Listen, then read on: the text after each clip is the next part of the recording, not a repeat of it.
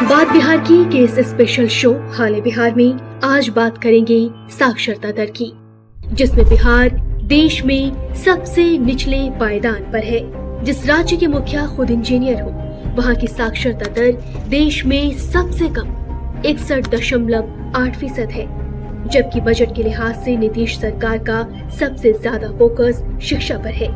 इसके बावजूद राज्य के 1/3 से भी ज्यादा लोग निरक्षर हैं। बिहार में पुरुष साक्षरता दर 70.32% है और महिला साक्षरता दर 53.57% है, जबकि राष्ट्रीय औसत 74.04 का है। पूर्णिया, सीतामढ़ी, कटिहार, मधेपुरा, सहरसा, अररिया और शिवहर जैसे जिलों का सबसे बुरा हाल है। इन जिलों की साक्षरता दर 55 के भी नीचे है।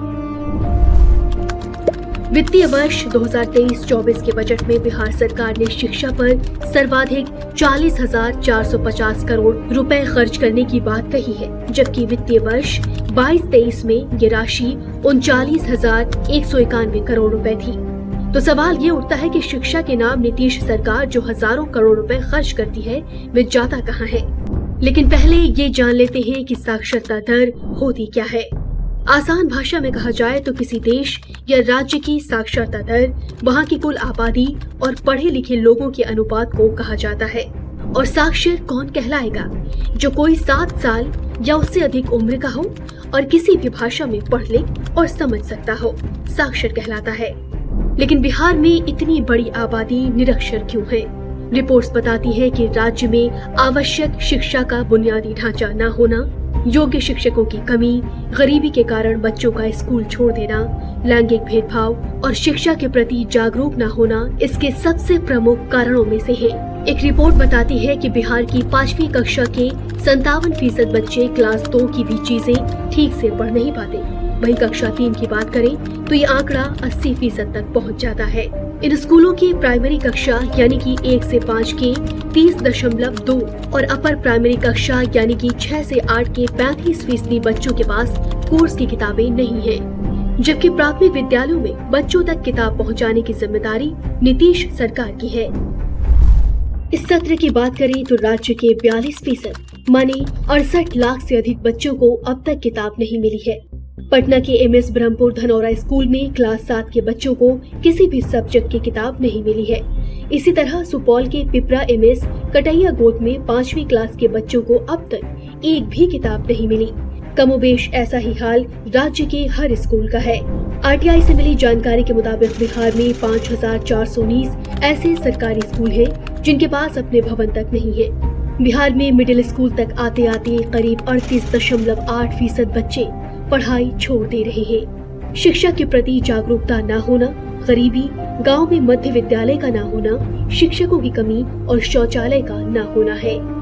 असर की एक रिपोर्ट बताती है कि बिहार में 36.7% स्कूलों में छात्राओं के लिए अलग से टॉयलेट की व्यवस्था नहीं है और ये बच्चियों के स्कूल छोड़ने का एक प्रमुख कारण है। स्कूलों में बच्चों के लिए शुद्ध पेयजल, कैंटीन और शौचालय की सुचारू व्यवस्था का अभाव साफ देखा जा सकता है। बिहार में समतामूलक शिक्षा के नाम पर लगभग हर पंचायत में स्कूल के भवन तो दिख जाते हैं, लेकिन बुनियादी सुविधाओं का घोर अभाव देखा जा सकता है।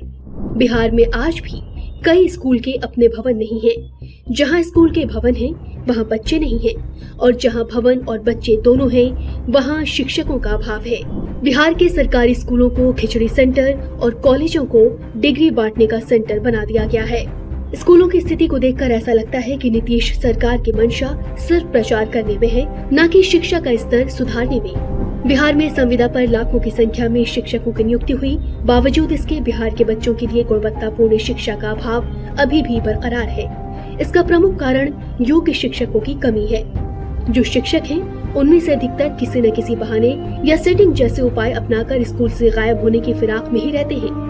नीतीश सरकार की नियोजन प्रक्रिया में इतनी खामियां रही हैं कि बड़ी संख्या में फर्जी डिग्री वाले शिक्षक भी नियुक्त हो चुके हैं।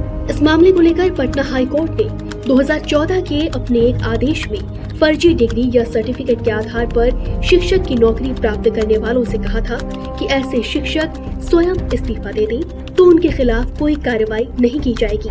इसके बाद गिरफ्तारी के डर से फर्जी डिग्री वाले 1500 शिक्षकों ने इस्तीफा दे दिया था। शिक्षा को बर्बाद करके नीतीश बाबू ने बिहार के बच्चों का भविष्य बर्बाद कर दिया है। शिक्षा का सुचारू रूप से न चलना नीतीश कुमार के पूरे कार्यकाल का सबसे काला अध्याय है, क्योंकि रोड और रोजगार तो आ जाएंगे, लेकिन जो बच्चे पढ़ नहीं सके अब वे जीवन भर मजदूर बनकर ही रह जाएंगे।